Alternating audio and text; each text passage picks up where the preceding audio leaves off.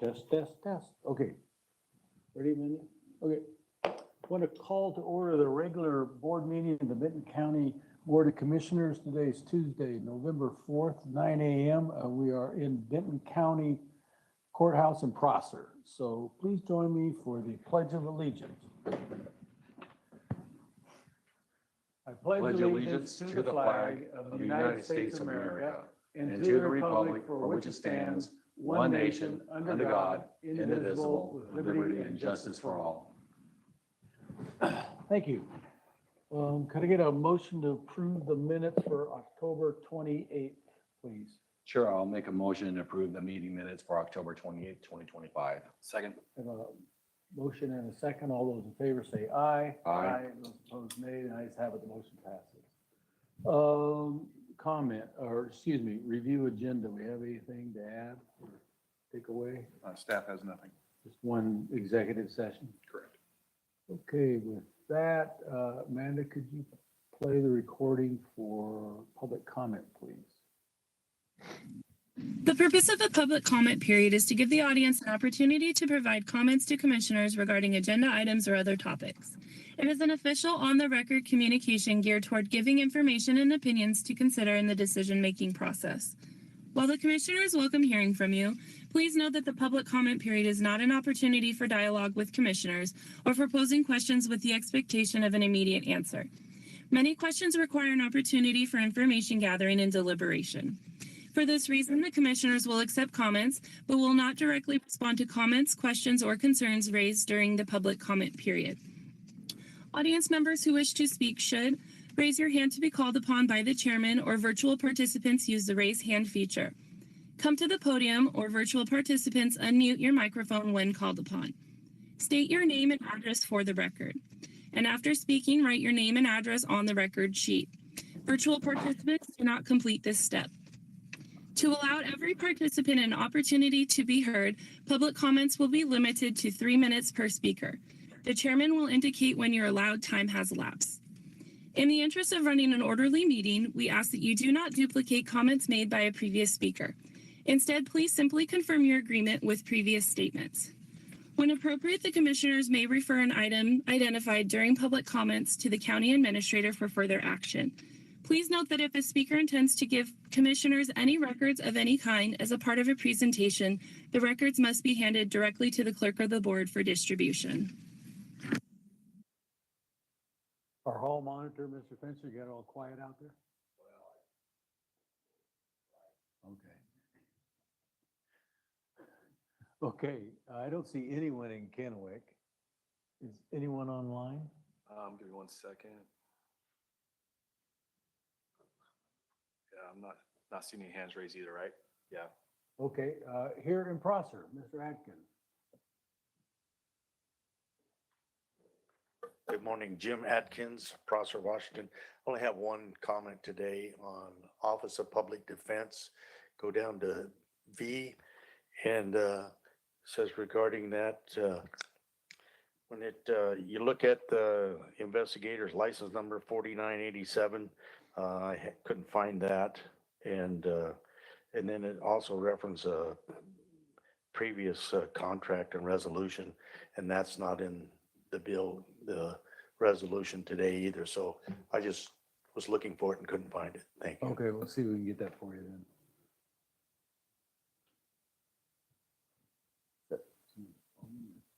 Okay, anyone else here in Prosser? Nope. Okay, we'll move on from that to, if I could get a motion to approve the consent agenda items A through double F. Sure, I'll make a motion to go ahead and approve the consent agenda items A through FF, as you said, double F. Second. There's a motion and a second. All those in favor say aye. Aye. Those opposed, nay. The ayes have it. The motion passes. Keith, back to Mr. On that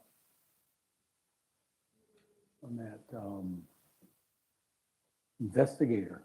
Oh, yeah, we have to hire investigators now, don't we? We do, and we have, I think, 4 investigators before we hired Mr. Tapia.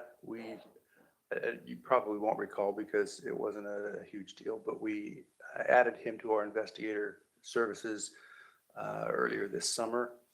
He came to us from out of state, very qualified individual to do investigation work. So this particular item V on your consent agenda today, is an amendment to his agreement. We're trying to make sure all of the contracts for the investigators are consistent, both in contractual terms and the length of terms. So we're basically, all this is doing is extending his through the end of 2027. Most of the other contracts that we had with investigators will expire at the end of this year, and that's why you see some of those other contracts in this particular menu of approval items today. So all we're doing with this amendment is extending the date for the termination of his contract through 2027. And then presumably we will renegotiate his contract in 2 years.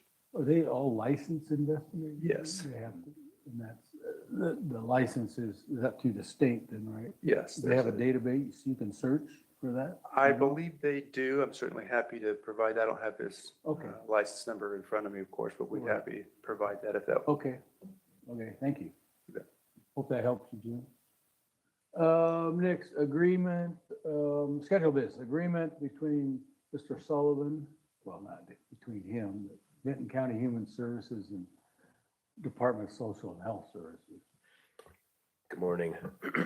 And so this is a new program, and it's kind of a continuation of services that are provided from our developmental disability contract. And so in the contract we have with the Developmental Disabilities Administration, we provide, one of the functions that we provide is transition services through that. And that's kind of an early assessment, trying to start pairing, identifying youth in the middle school and early high school years to identify, start working with them on support employment when they graduate.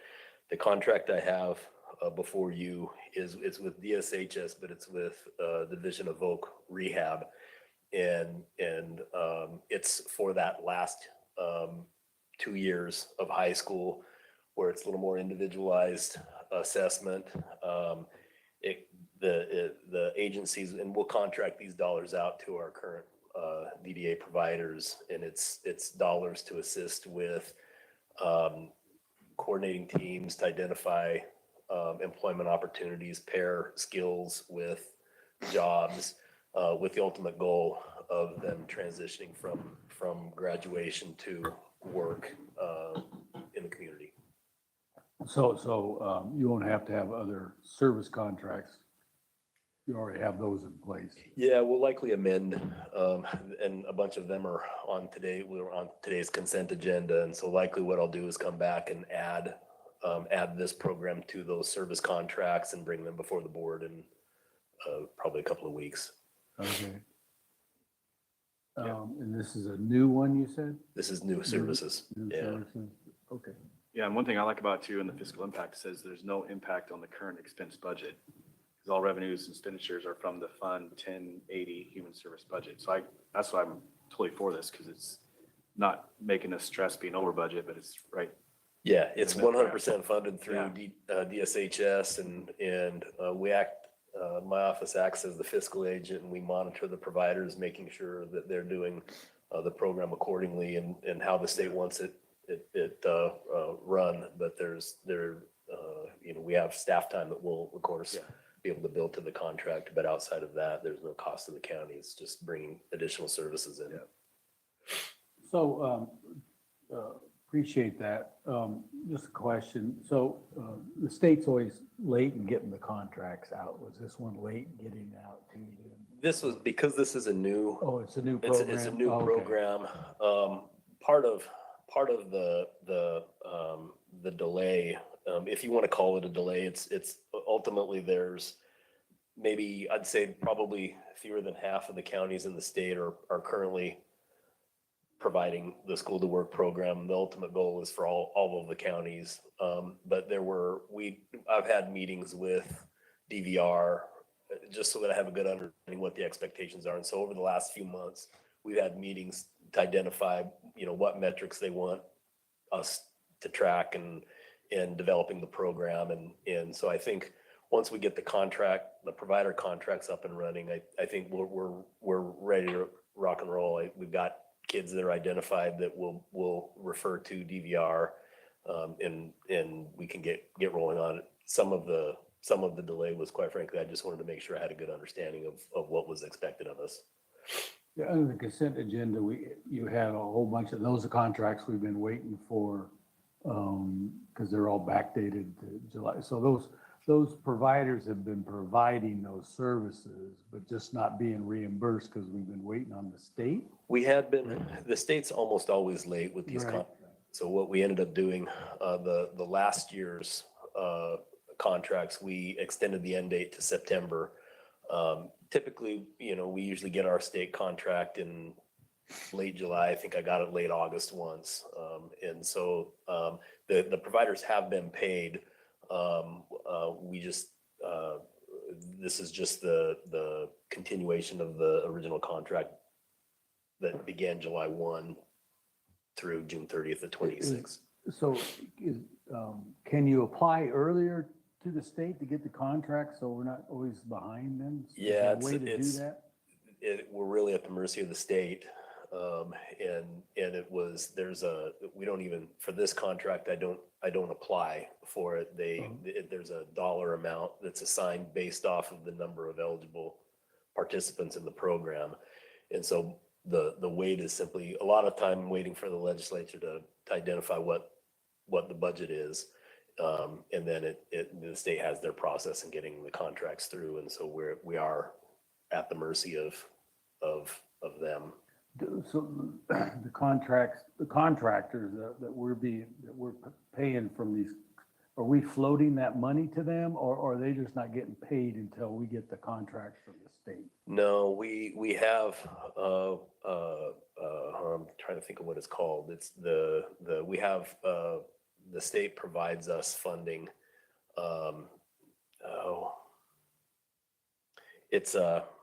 I apologize, I can't remember off the top of my head, but they provide because everything is reimbursement, and particularly when we've got 12 developmental disability providers, the state understands that that can be taxing on a county, and so they provide us with funding that we have in our account to cover some of those expenses. Now, of course, when we go out this far, there's not in that much funding, and so there, to a degree, we do end up floating some of this until we get all the contracts executed, and then we back bill and get all caught up. Okay. Any questions, gentlemen? Go ahead. So just real quick, I think I'm gonna start doing this once in a while and everything like that as well, because I know sometimes it's not necessarily uh, said, but this, I'm going to say staff recommends this to move forward, correct? Correct. Perfect.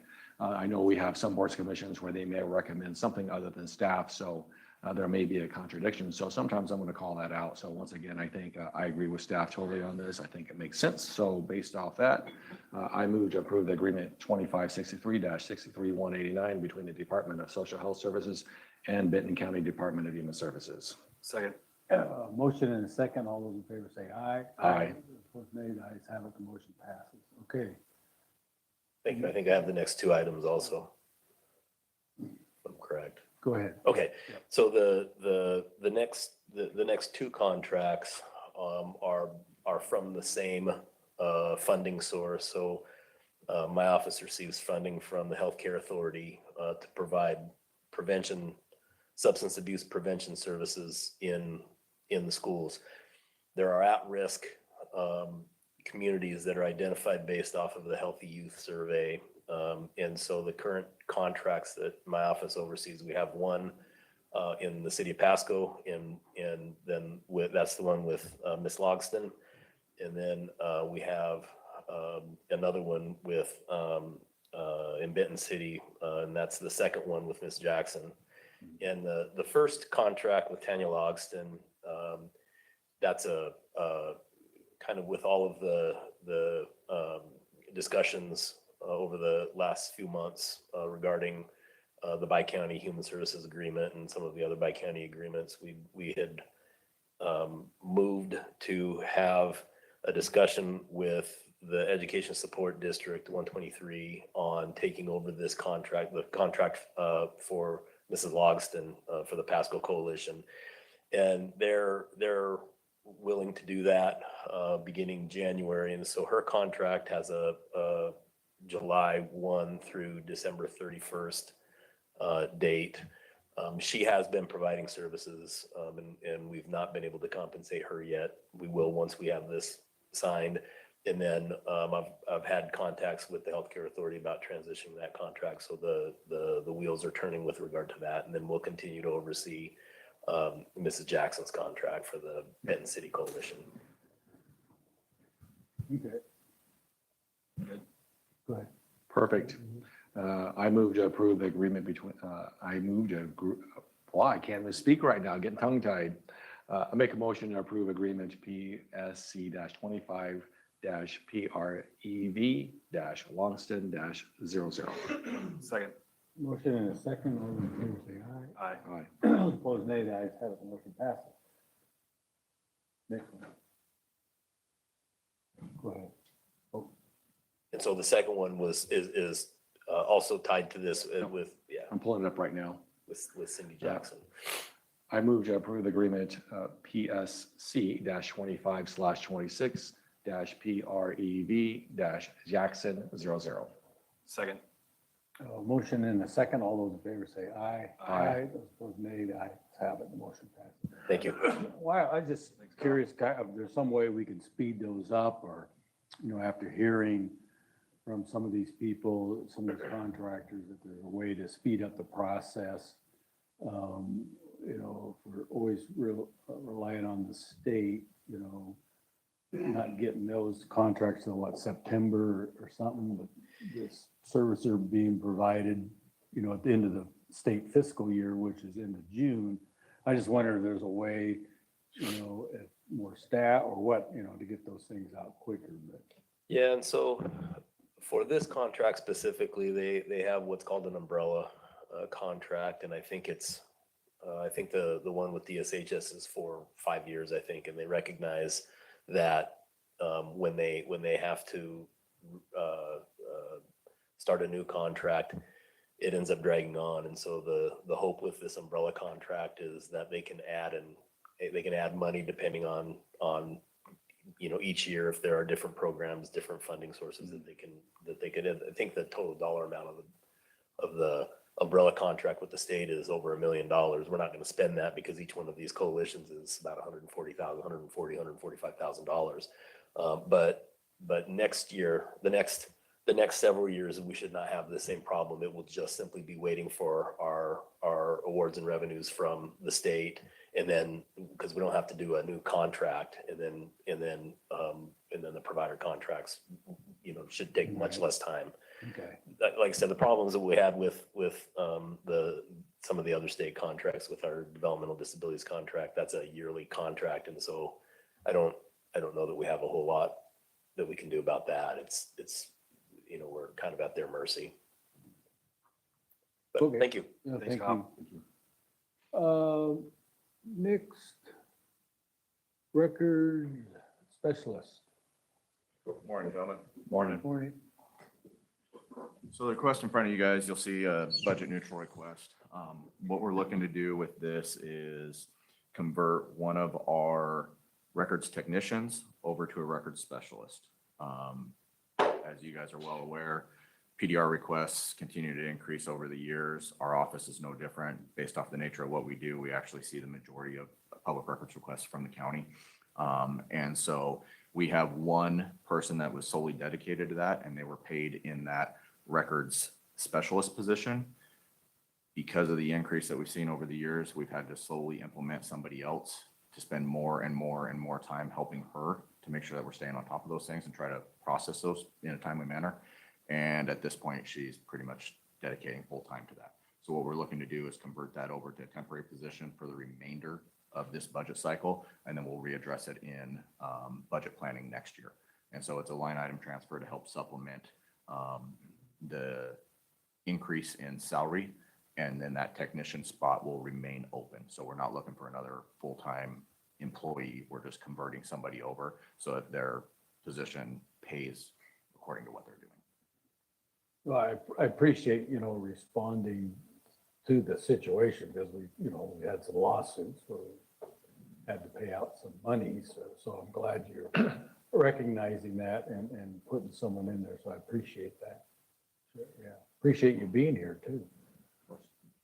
Yeah, that's again, budget neutral. That's what I like about it. So. So this is smart strategy. I agree with that 100%. I know when I was at the city, we were talking about public records specialists, super expensive. And as you know, as well as I know from having been at the city and here at the county, there are people that game that system every day in Washington State and make hundreds of thousands of dollars off the backs of taxpayers. I do not like that, especially the people that are taking advantage of that situation. I think you're doing it right by putting someone over there for additional support because of the number of requests. So I strongly support this. And hopefully that will save taxpayers money and that burden will be relieved from your guys' office a little bit. With that said, if you guys want me to make a motion, I will, excuse me, you're going to do that one. Okay. Move to approve the requested transfer of funds in the general fund, Fund 0010, Department 119, Sheriff Clerk, and Records, creating the record specialist, extending temporary position in the sheriff's office. Strong second. I have a motion and a second. All those in favor say aye. Aye. No nays, the motion passes. Thank Thank you. you, gentlemen. Thank you. Thank you. Adam, now, are we still keeping you on schedule? You said you had to get back real quick. Something going on. You're in need or something. I want to keep you on schedule. Okay. Hey, I see a lot of money right on this. Appreciate it. And the other thing I want to do is move $5 million today. So in a couple of weeks, Commissioner, we'll have a kind of rural county capital fund update for you, a little more expansive, and you'll have 2 more contracts in a couple of weeks. But speaking of staying on schedule, City of Kennewick is a little anxious to move this one along because they'll have their first bond payment coming up in early December. And so I just want to placate their anxiety about things. So that's why I brought this to you today. So this is the second agreement that we'll have for the convention center expansion. You'll remember back in March, we had the first one where we allocated $7 million from the city's fund. And this is the first project that they've brought forward of their own. So they were kind of building up a little bit of a war chest for this over the years. And that will be for their direct reimbursable costs that they're accruing right now. This agreement's a little different, and it's the first time that we've done one like this. This is going to be for their debt service going forward for the next 4 years. So there's other counties that use the fund this way. We have not done so to this point, but I feel good about it. And so we've worked this out through the prosecutor's office and working with the city. And so what this will be is they will have a lump sum $1 million payment toward their first bond payment coming up in December. And then for the next 4 years, we'll do another $1 million per year at $250,000 per quarter. So this is going to work well, and it'll be easy from our point, from everybody's point, because everyone knows the amounts and we know when the bills are coming and just easy to pay these. And so I think this is going to work out really well for all of us. So that's what this is. This is for the convention center. And again, what makes this a little different is construction will be done, but we'll still be helping assist them with the payments on it for several years afterward. As their bonded debt goes for 15 or 20 years or whatever that is. So, but this is just for 4 years of that, and then we'll revisit it later if everyone wants to continue that arrangement. So That's, because this was a change, right? That allows this in the law, right? Was that a couple of years ago? well, this has always been allowed. This has been This is allowed, fine. okay. So, and other counties do this quite regularly. Right. We just had not been asked to do it before, and we were maybe a little bit reticent about it because I think the concern was, well, what if we get cut off, so to speak? What if the program terminates? What if Benton County, because of our size, was tossed out of it? So I think what you're referring to is that we had the extension to rural county and we were grandfathered into that. So we don't really have that concern of being quote thrown out anymore. And also we've written it into the contract that of course we only make the payments if the money's there. Yep. So we're not obligated to pay it if it's not there. So, and everyone understands that, but I believe it will be there. I think this program at the statewide level and at our level is secure and feel very good about it. And some of that is because of the work that we did in the last few years. So we make the payments directly, or we give the money to Kennewick? Kennewick will invoice us. We'll pay Kennewick, right? Right. Another reimbursement, so to Right. speak. Yeah. The, So just random question, with us giving it to Kennewick, are we doing like an interest on it as well to make some money, like a bank loan, or is this like zero interest at all? Which I'm fine with, I'm just curious. No, this is just sort of a straight payment to the city. I Okay. mean, our funds that we are retaining are invested. Mhm. But there's nothing in this arrangement with the city that involves any of that. That makes They're sense. just accruing their amounts, their Yeah. bond payments, and they pay every month. We're going to pay them quarterly. I didn't want to do this monthly. So every 3 months, they'll send Yeah. us $250,000 bill and we'll pay it. And it makes sense too, not doing the interest, just because it helps Kennewick out way more, cheaper and stuff than doing Yeah. a bank loan or I whatever. mean, remember, this is an $81 million project for Yep. them, and about 50 million of that is financed. So 81 million, yeah, it's a lot. do you let our esteemed treasurer know you're taking money? I told him he's probably going to get a $7 million hit early in the next year from this project. So Oh, we're okay. working on that, so I don't Okay. just drop a bill like that on him and say, hey, I need a check next Yeah, I week. hate to have them come in here and complain. Okay, we So- appreciate that. So Adam, as far as this, I know our rural county capital funds is used, really, we partnered up with the ports. We've done a lot of really good things with this. This allows more economic development within the county, which also drives taxes, more taxes to the county. So we can also do all other things to benefit the taxpayers, including providing all the services that we do. So this is, I think, a smart deal using our rural county capital funds for it. It produces economic development. So good job on you for looking through this and doing your homework. Yeah, thank you. I think it's a great project. It's the right kind of project for us to help out with. Yep. Okay, Can I make a motion? yes. Okay. Move to approve a resolution and authorize the chair or chair pro tem to sign the disbursement agreement number 2 with the city of Kennewick for the convention center expansion. Second. Motion and a second. All those in favor say aye. Aye. Those opposed, nay. The ayes have it. The motion passes. Thank you. Now you can get on with your business. Okay, Commissioner's Office Finance Manager Trainee Position. Good morning, Commissioners. So we have a finance manager position it's actually spread through 3 different budgets.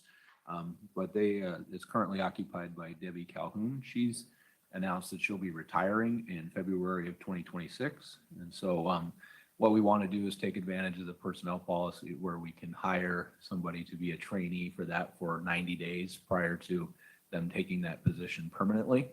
And so we've identified a person to take that position. They will start December 1st. And But so in order to be set up for that, we just need to do some line item transfers to move the money to the appropriate locations within the general fund, the central services fund, and the capital fund, which is where that position is paid out of.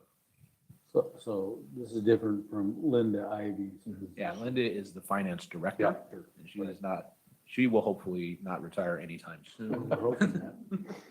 We're hoping that. Okay, any questions?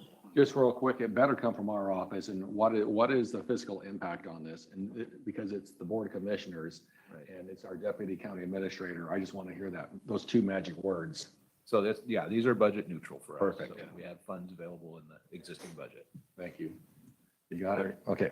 I'll make a motion to approve the transfer of funds within the general fund, Fund 107, within the capital projects fund, Fund 3050, within the central services fund, and Fund 520 as presented. Second. I have a motion and a second. All those in favor say aye. Aye. Those opposed, nay. The ayes have it. Do you want to take your last minute other business edition on a possible grant before you go into interlocal agreement? Sure, if you want to do it in that order, that's I think fine. so. So yeah, and we had a last minute request. So as the commissioners are aware, we were mandated by the state to do energy efficiency upgrades in all of our large facilities. We are in the process, we have a contractor on site right now doing mostly heating and air conditioning upgrades in the Justice Center, the main building there, to bring us up to the, as far close as we can get to meeting those requirements. One of the things that was identified as a way to help us meet those new energy efficiency mandates was the installation of solar. We looked at rooftop solar and couldn't make that financially feasible. But there's a grant opportunity available right now to do parking lot solar installation. So kind of like a canopy over a parking lot with solar panels on top of it. And so the contractor that is working on the HVAC upgrades wants to apply for that grant. And if we get that, then they would install those solar panels. Right now, they're looking at the north parking lot right in front of the corrections facility, but the location could be adjusted as we go through, depending on whether or not we get the grant. So we just wanted to see if the board was interested in applying. Unfortunately, the deadline is tomorrow, and I just got an email about it this morning, so Tight. very Very tight. tight. But obviously, we're not committed to do anything. We're just looking to apply for the funds, and so the board doesn't need to take any action other than to say, yeah, we're interested, and we can make the final decision when and if we get Is it the. a matching fund at all or anything? It looks like it's 100% funded. 100%? So Matt, on that, I've seen those. I just want to make sure I kind of understand, since we don't have a visual, and I'm a visual guy on those type of things like that. I've seen different areas. I think I've seen them in Phoenix. I think I've seen them on Maui, or they're at the Costco, where they just have, it's just overhead a canopy where it's Right. It's like something you would see in an metal framed, and apartment Has building. a steel metal roof, and on top of that there, and so it has shade to prevent, for the cars or vehicles, and then all the solar panels on top. Yep, Is that what you're that's- talking about? That's exactly what Okay, we're just wanna talking make about, sure. just to be over Okay. the parking lot areas. So we would look at putting those in a spot that was good for providing shade and also reasonable to take advantage of the power once we generate it. And you think the amount of the funding from the grant, if it was awarded, would be enough to fund something like that? Yeah, it would have to cover the cost 100%. Okay, Yeah, I'm not interested in getting on the green train if we had to pay for it. So. Right. So yeah, we would make sure as we get through that, there's going to be if we get the grant, there'll be a contract that would have to come back, and that's when the final action would be taken. At this point, we just Okay. want consensus from the board that it's okay to I think submit. we all, Yeah. agree to. I agree. I just, it's just, for me, being a builder, it's just frustrating how tough our state is to build. To where, why are we the fifth most, toughest state to build in with all of our energy codes? To where, okay, my best friend in Idaho is building a house for $250 a square foot. Same house up here is 400 or 450 bucks That's a square crazy. foot because the energy codes. Yeah. And I'm just like, holy moly. Yeah, It doesn't make we're any spending a sense. lot of money to upgrade our systems to Yeah. meet these new energy requirements. And Yeah. so Probably doesn't save as much. in the long run. It's to be determined. Yeah. Well, I'm thinking about starting a housing fund within the three of us, and that housing fund scandal they got going over on the west side. I haven't heard I that. think, we could pay all of our bills off and buy new houses and stuff. We can just tell the people, oh, sorry, there's no money for you guys. So one last thing on that, this might be something, for food for thought, as I know during the summertime and wintertime, our county vehicles, we have a big rural county vehicles as well in other areas as well. That would provide, any of that shade from those overhangs, those carports, what do you want to call it, that would provide some shade, probably preventing more damage interior and exterior on our county vehicles. Just food for thought. You and I are on the same page. I sent an email this morning and said, could we reconsider the location and maybe the employee lot where those vehicles are is where I think this probably ought to go. It may save us some money and wear and tear. Just food for thought. Okay, great minds think alike. Volunteering to clean the seagull poop off. I don't see that many seagulls around here, so. Oh, that's good. Don't you have a Red Ryder BB gun? Okay. Just kidding. I know. Just kidding. Okay, yeah, I think we all agree. Yeah, Okay. go for it. Yeah, Okay. move forward, and then if we get the grant, we'll come back and have some further discussion. Yep. with the board. Thank you. Interlocal agreement discussion. All right. So several weeks ago, the commissioners had asked for us to do an evaluation of the interlocal agreements that we have with Franklin County specifically, to take a look at those and give some feedback on what they are and possibly, if we should continue to keep those agreements in place going forward. So we've done that. We had staff go through and pull all of the resolutions and MOUs that they could find that are related to agreements working with Franklin County. And so I went through them then and kind of gave a summary of each one, which I'll present here today, and kind of my thoughts on what I would recommend we do moving forward. Clearly, the board have their other thing or their own opinions on that. The only one that we didn't address is Superior Court, because Superior Court is bi-county court district, and dissolving that would be very, very problematic for both sides. Trying to operate two different courts with the same set of judges, it really wouldn't make a lot of sense to continue to do that. So we didn't. Well, that needs a legislative fix. Yeah. So that is, I think we've identified that as one of our potential legislative priorities, is to look at a plan for splitting the judiciary. And so if that were to come to pass, that's when we would reevaluate that continued interlocal agreement at that time. So that's, if you don't hear me address Superior Court, that's why. Yep. So I'll just go in no particular order. The first one we came across is an agreement for sharing of general equipment and services. That's been in place since 2009. It does not have a termination date, so it's an until terminated agreement. It's primarily used by the Departments of Public Works. So we will rent equipment from them, or they will rent equipment from us. We share staff from time to time if we have expertise in one area that they don't have, or vice versa. We use it quite a bit. They have chip sealing equipment that we rent on a regular basis. They do rent equipment from us on occasion. I think right now the biggest thing it's being used for is we are doing so we're required every 2 years to inspect all of our bridges that are over 20 feet in length.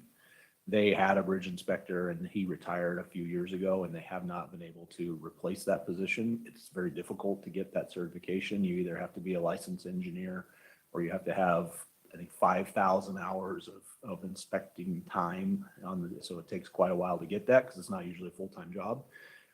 And then you have to take a 2.5-week training class, pass an exam, and then recertify every 5 years. You have to recertify for that. So it's a challenging position to fill. So we happen to have 2 people on our staff, myself and one of our engineers out of Public Works, who are certified to do that. And so we are currently providing that service to Franklin County. So I think, we do get some advantage to it. They get some advantage to it from us. The equipment and things, it's very convenient for us to be able to go and rent it from them, but we could rent it from the private sector. It would probably cost a little more, and it's not as convenient. So it's a wash. Where are you at? I mean, Well, they need the bridge inspectors. Yeah. the bridge inspection one is a little bit challenging for me personally, because it's a risk for us. And Right. so That's true. given their attitude towards risk lately and sharing in that. Okay. I'm just trying to get to the bottom line. In the end, I think we probably can live without this agreement. And I would say that once we finish this season's bridge inspections, I don't want to leave them hanging. We need to give them time to find another solution, but I would recommend that we terminate that agreement. once we've completed that cycle for them, give them plenty of notice and let them go and find their own bridge inspection. And then we could rent the equipment that we need through private means. We've built up our fleet quite a bit with some of that type of equipment that we used to rent. And we continue to do that. And once again, I think when we look at liability, it's been an important thing to me. I think we've looked at that. And when I came into office here, I've inherited to where our risk pool and the amount of litigation we have in there, I always consider, just like a tachymeter from green, yellow, to red, we're in that red zone right now. And I'd like to see that brought back down any way we can. And so every little bit we help, just like when we were doing our budget, every little bit that we went ahead and consolidated or reallocated funding helped for our budget. I think this is a way we can go ahead and reduce our risk. So I agree with you on that as well. So the next agreement, and so we'll maybe reach out to their public works department, get a better schedule on that, and then look at, obviously the board would have to take formal action on every one of these separately of this discussion. So we'll go follow up with them and see what a timeline for making that happen looks like. Which is fair enough, yeah. The next item is economic recovery coordination. So that was signed in 2023. It actually has an end date at the end of this year. So that was a joint program between the counties and the Benton Franklin Council of Governments. I think they came and did a presentation recently about the person who does grant assistance. That's essentially what this position became. So that was all funded on our side through the ARPA grant. So we committed $250,000 and Franklin County committed $150,000 to fund that position and through the end of this year. So for me, it's a committed agreement that affects the COG. It ends in 2 months. I think we just let that one run out naturally and it wouldn't be renewed anyways. The COG has indicated they may come back and ask separately of those agreements if that position wanted to be retained. That would be a discussion as part of our membership dues. So I would just let that one terminate naturally. Then the next one is the juvenile justice operations, construction, and usage. And so that was also signed in 2023. It does not have an end date, but it does have the ability for the parties to exit the agreement with a year's notice after 2020 or after 2033. So so there's a significant amount of time before either party can unilaterally exit the agreement, and then it would still require a year's notice after that. So obviously that pays for the cost of operating the Juvenile Justice Center. We put this in place and it replaced an existing agreement that had been in place for a very long time because the Benton County took 100% ownership and responsibility of the building. And so we had to adjust how everything was paid for. We wanted to increase the amount of money that was being spent on facilities maintenance because as the board saw over the years, things weren't being upkept, and that's what resulted primarily in a huge remodel that needed to be done because things had deteriorated to a point that we had to replace just about everything. And so I think, that one is also kind of in the same line of Superior Court but juvenile justice is managed by the Superior Court judges. And so I would say let's leave that one alone.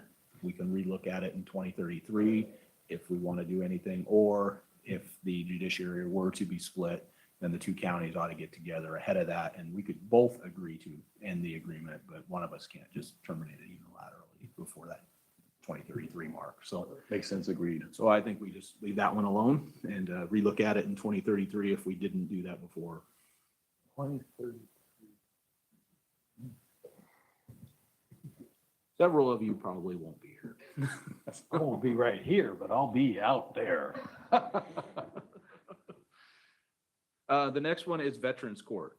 So that agreement was put together in 2023 also. It has a current end date of June of 2028. And so that agreement provides for, we hold 4 slots for Franklin County veterans to participate in our Veterans Court system.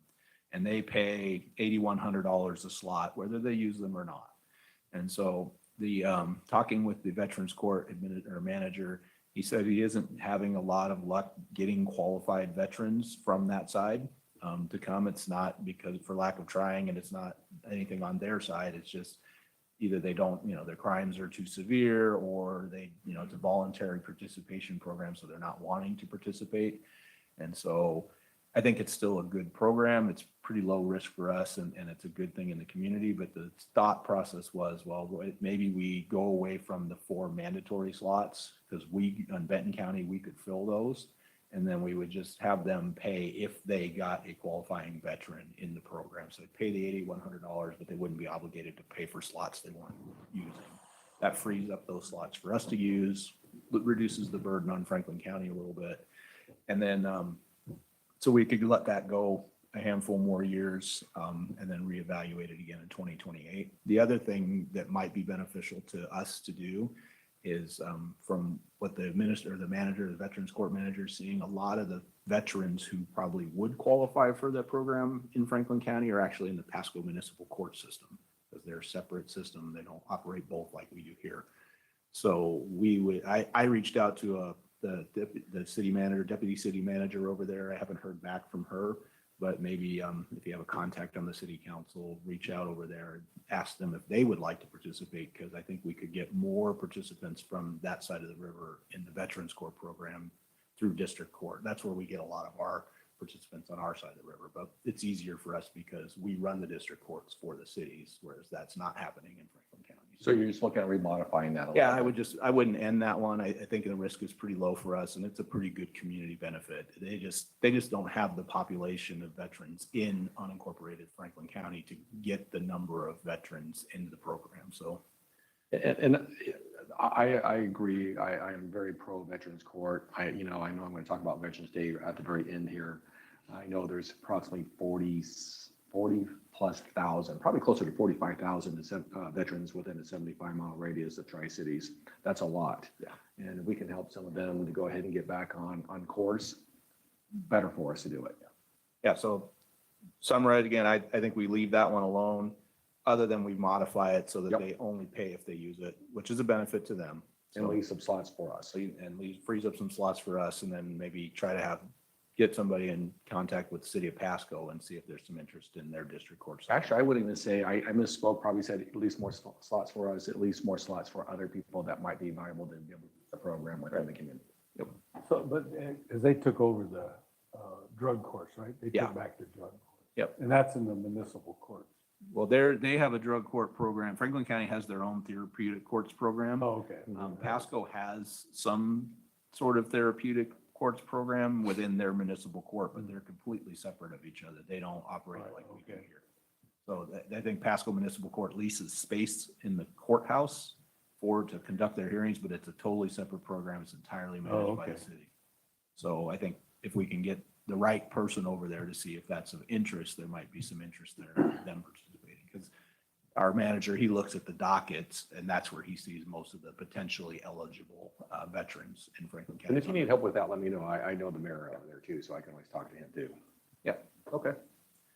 The next one is the Behavioral Health Advisory Committee. So that was created in 2024, or at least it was last amended in 2024. The committee actually began in 2022. And so that's the 17-member community committee that advises both counties on the use of the 1/10 of 1% sales tax. And so there's no cost to us to operate that other than, we have some staff time, myself, Nicole, and Katie occasionally, and Tula participate in that. But I think it's a pretty good benefit. There's really not a lot of risk associated with it. It's not a decision-making body. They're just providing advice. And I think having the perspective of the entire community, regardless if the two counties jointly do any of the services, it's nice to be getting the same information so that as each respective board's making decisions, they're hearing. We don't want to duplicate services on one side of the river or the other. We want to try to supplement each other because that's the way it should work. So I would not recommend doing anything with that one. I think we leave it alone. And it's been working very well. The committee works really well together and they do a lot of great things. So. Use of the coroner's facility for autopsies. And so that one was created in 2024 also, and it actually ends at the end of this year. And so for quite a while, our facility has allowed Franklin County's coroner's office to conduct autopsies within our facility because they didn't have the infrastructure to do that. Over the last year or so, they actually expanded their facility, and so they now are doing their autopsies on their own site. And so we really don't need this agreement anymore. They don't need it. We don't need it. And so I would just let it expire at the end of the year. There's really no reason to continue it for either side. Then the next one is actually autopsy services. And that one was just created here recently in 2025. It ends in 2027 and there's possible extensions if the two coroners agree. And so this one is in place. As the board will recall, we hired our own forensic medical examiner to be able to conduct autopsies here in Benton County. And we've been contracting out those services, whereas we used to seek contracts from, with like Snohomish County or Spokane County, the larger counties who had those medical examiners. We now have our own. And so we are offering that to smaller counties in the area who don't have their own contracts. And so, I think part of how we justified paying for that position was some of these contracts. And so eliminating this one would, I don't think it would end the position, but we would have to consider where the revenue would come from if we did not have a contract with Franklin County, because we have contracts with a few other counties, but this would, I don't know how many a year there is. We don't know off the top of our head. It changes wildly every year. So And it took a long time to get someone to fill that. it took a position. very long time. And so we definitely don't want to lose that position. So just, that would be something to be aware of if the board decided, hey, we didn't want to offer that anymore, is we would have to find where that revenue would have to come from.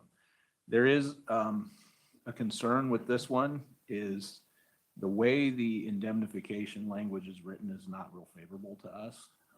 So I think we ought to relook at that and tell them we would like to change that. I'm trying to recall the exact specifics, but it only requires Franklin County to indemnify us if they are negligent. Well, in this case, they're not doing anything. And so if our medical examiner makes a mistake on an autopsy, we're 100% liable for that. And so I think that's a risk for us that we need to relook at. I think I would suggest that we make the agreement read that she would be an agent of Franklin County and she would work with their coroner. And that puts it onto the same level of responsibility they would have if they had their own staff or if they hired their own contractor. Go 50-50. No, they would be 100% 100%, responsible right, for that's right. their autopsies. Yep. And so I think that's what we ought to be looking at. Some of the other, it's interesting because there's a couple of counties who have different language in their agreements that we've entered into, and it basically makes them liable no matter what. Franklin County wouldn't agree to that, but I think what was proposed is too far the other direction. So we need to come back and say, no, you're going to have to be responsible for your own autopsies. You'll direct the staff. Your coroner will work directly with our ME and direct that staff or that work, but we're not going to be responsible for that. And if they don't, then they'll have to go out somewhere else. to go And do then the they would same be stuck service. with that same lane, because when we used to contract with a private firm, that was effectively what it said, is that we'll provide the services, but we're doing that under your direction and you're responsible along with us. So, Once again, if we're looking at it on a business standpoint, on a financial standpoint, and a litigation standpoint, we would be doing wrong if we didn't go ahead and accept on behalf of it. We want to be doing our jobs. We want to be doing our jobs. yeah. So my recommendation on that one would be, I think it's a good thing for the community and the region to offer those services, but we definitely need to go back and say, hey, we need to change that liability language to be more equitably shared. So the next one I have is mutual use of jail facilities. This was in 2024, but it's predated that. It's been around for quite a while.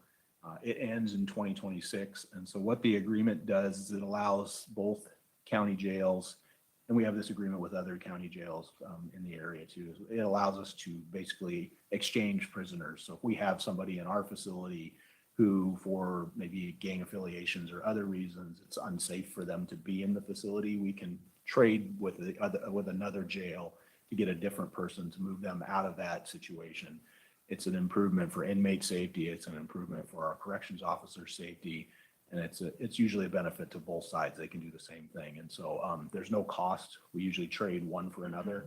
We take the risk of whoever we get as if they're our own prisoner, and they take the risk of whoever they get as if it's their own prisoner. So there's no increased liability. So to me, this is a benefit to both sides, as we have an opportunity to improve the safety of our facilities, reduce our liability on both sides. And I would recommend keeping that one in place. I remember that one. Yeah, that totally makes sense. Juvenile drug court, functional family therapy, and selective aggressive probation programs. So they're juvenile detention, mental health, and employment training. And so that is a 2024 agreement, although it predates that. I believe in 2024, it was just modified because they dropped one of the programs off of that list in juvenile. And I'm sorry, I don't recall which one, but there was something that we no longer wanted to do jointly, and so that was removed from that. And so these are the ones that are left over. It does not have a termination end date. It's part of the Superior Court system, but we could decide to drop. And I mean, those programs are all optional programs; they're not mandated or anything, and so it's just something that collectively the counties have decided to do. So we probably want to look at that. Whether or not we want to continue to do those programs if we looked at changing something here. But it basically lays out the agreement for sharing the cost of juvenile drug court, functional family therapy, selective aggressive probation, the detention mental health team, and the education and employment training programs. So they're part of juvenile operations, and they provide other options besides placing youth in detention or running them through the traditional criminal justice system. Similar to our mental health court and our adult drug court, they kind of have the same functionality. And so each party pays for the cost based on the number of participants, and then we get a 7.5% administrative fee. I think this one, again, to me, unless we wanted to do something, it's kind of tied into the overall operation of juvenile. And unless we make a major change to that, I wouldn't recommend that we do anything with this one. If, Franklin County decided they did not want to participate in these programs anymore, we'd have to relook at them, but I wouldn't recommend that we end them. And I think they're valuable and Agreed. So I'd leave that one alone. Then we have the contribution of funds for the Recovery Center. And so this one, as the commissioners will recall, the Behavioral Health Advisory Committee made a recommendation. We had some what we call betterments. So they're things that were not in the original scope of the agreement, but could be done if funding were available to improve the project overall. And so those were presented to the advisory committee, and they made a recommendation that the counties should come up with a way to fund them. The total cost of the betterments was about $11.1 million, right in that range. And so Benton County early on agreed that we would contribute $5.5 million, just short of $5.5 million, to fund as many of the betterments as we could. They were presented to us in a prioritized list, and so we were able to get the top 5, I think, with that contribution. And so Franklin County came a little bit behind that. They had, some requests from their constituents to participate in that, and so they came and asked to participate at the same level. And so we entered into an interlocal agreement that they would fund an additional $5.5 million to capture the rest of those betterments on that list. And so that's tied to the construction of the Recovery Center. So there was a 10% payment requirement from them when we hit 100% design. We've submitted that invoice to them. I believe it's in process. The next milestone is 50% construction, which we achieved late last month. And so they should be getting a bill for that here.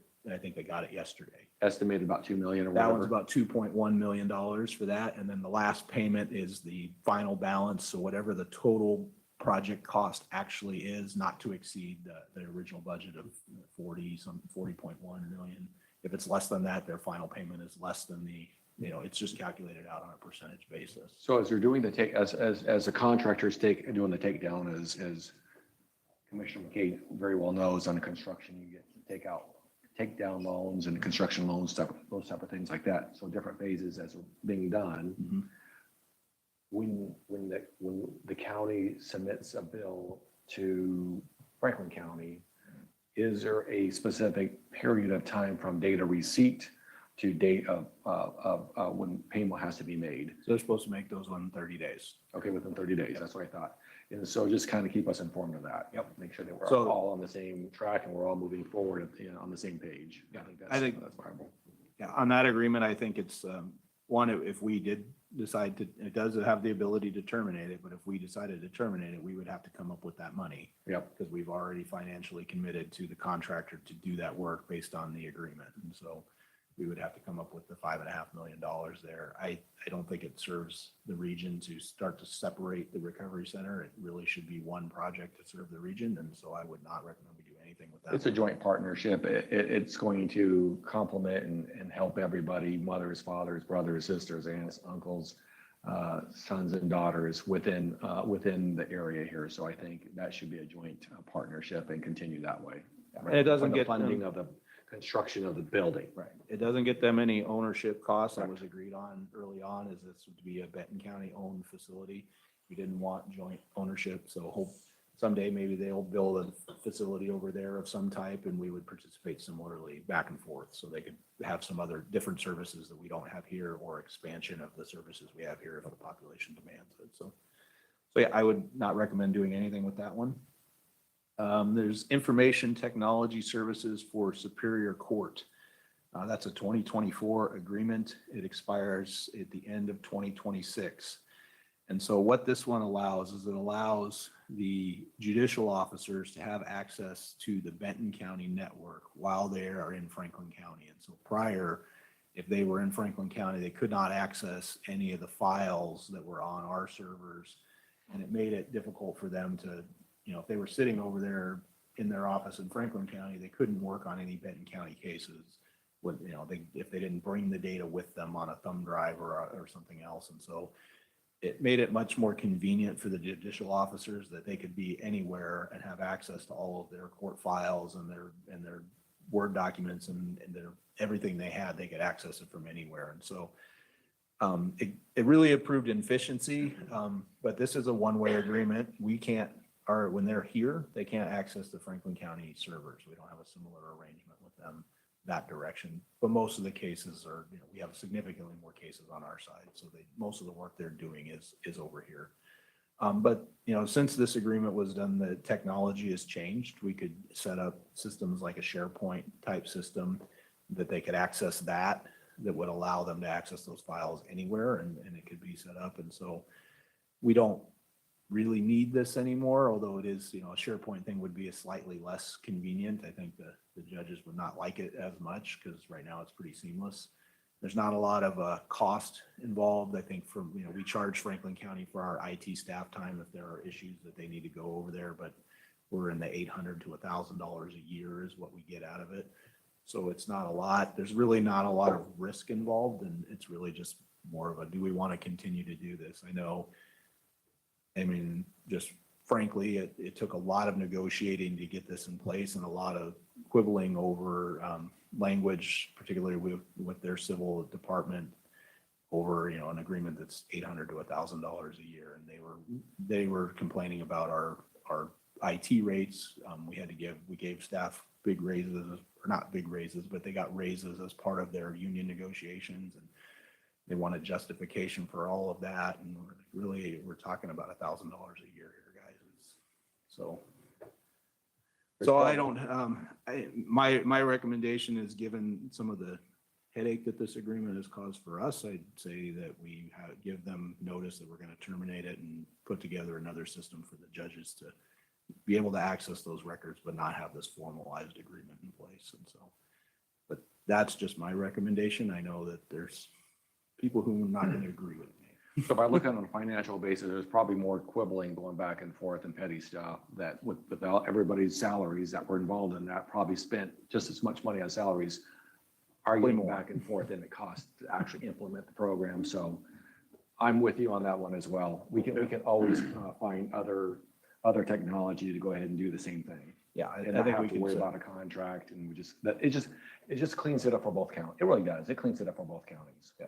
Yeah, I think so too. Right. That is the last one I have on my list. So that's all the agreements that we have. It's not as many as I thought, but it's quite a few. And we've worked with Franklin County on a lot of different things over the years. But it may also now be time to start saying, hey, some of these things really need to be separated. They can be delivered better for each side if we're doing them separately. So, Well, it takes off potential liability, not as much on that, but also makes both counties more efficient within their own communities and counties. And I think this works. So I appreciate the time. I know it's a lot of background, a lot of work reading through all this Yeah. stuff. So, Yeah, so Appreciate that. no action if the board wants to just think about those and give us feedback along the way. And then we'll do some, on a couple of them, like we talked about, we'll do some discussions and come back. And if we do decide to make any changes to any of those, they will all require their own independent actions. So it's not going to be a unilateral thing. So. well, make mental note of what I said and that you got my thought. And several of those expire at the end of this year, so. Some may just let expire them go. naturally, and we just wouldn't re-up them. Right. So, all right. Thank you, gentlemen. Thank you. Thank you for the time. Okay, other business. I just got two things. I just Okay. appreciate what our staff does because the stuff they bring to us, there's never been one thing that I disagree with. So I appreciate how they're making it easy for us to vote yes on everything that comes to us. And my other comment is I am super excited that two of my three favorite basketball teams won last night, Gonzaga and BYU, but I'm super sad that Boise State lost by 1 point. So anyways, there's some good basketball last night. Gonzaga, dude, they killed it last night. Oh, I know they did, Yeah. like 50 points or whatever. Yeah. Holy guacamole. BYU still won, but Boise State, that was a decent game, but they lost by 1. So that's all I have to say. Boo! Oh, Boo. no, you're the wrong audience here, Adam, on that. I'm more of Cougars a lost by 1. I'm more of a Cougar fan than a Husky fan. Commissioner Alvarez. Just two things. You know, my daughter is actually being sworn in sometime this morning from the university, from Tennessee's Supreme Court. One of the members there Past the bar. passed the bar, and she's been working there. Now she's going to be sworn in officially as a lawyer for license in the state of Tennessee. Veterans Day is next Tuesday. We will not be having a public meeting on that Tuesday. And once again, we have approximately 45,000, I believe, 45,000 veterans within a 75-mile radius. And out of everybody that serves in the military, there's only about 7%, it's approximately 7% of the population in the United States serves in our United States military. So you see a veteran on Veterans Day, thank them for their service. I think everybody that signs up for that, they don't realize, especially when they first get in, I didn't necessarily know all this, but you give Uncle Sam a blank check to do whatever he wants to do with you, whether you're in peacetime or wartime, you never know what changes from day to day. So I appreciate it. Yeah, I probably should have volunteered for some of those experiments, but I was in my youth, I didn't know. I didn't know all the shots he kept on giving me overseas. You never know. That's all I got. There's a Veterans Day parade too. Yes, Veterans Day Parade in West Richmond. I heard it was less than 1% served. I don't know, But Come on, you're talking to a numbers man. yeah, Come on. I get my knee done next Tuesday. Oh, you do? Yeah. So, Jared, anything? Nope. Josie, anything? Mr. Spencer? Should be, the date's passed. Yeah, Sheriff? No, okay. Brenda's not here, right? No. Today's election day, so wonder what the turnout is actually gonna end up, so. With that, then now we have an executive session review of the qualification of applicant. Who's doing that one? You are? Okay, I mean, what, 5 minutes? Okay, we'll go in executive session at 10:06 for 5 minutes. Qualifications of the public. Ready.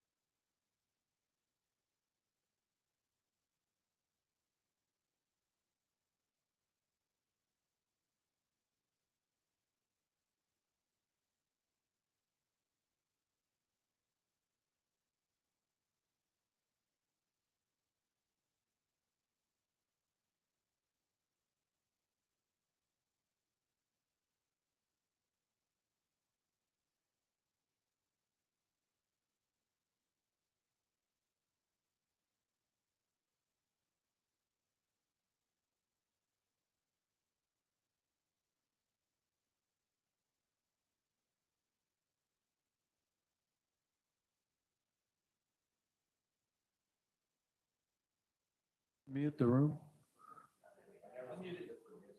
Oh, it's done? Okay. Okay, we're out of executive sessions. No decisions were made. We have a motion, Mr. Yeah. McKay? I move to approve the salary request form as presented for Seth Hansen. Second. Have a motion and a second. All those in favor say aye. Aye. Those opposed, nay. The ayes have it. The motion passes. Okay, with nothing else for the good of the order, we're adjourned. Have a good rest of the day, everyone. Thanks.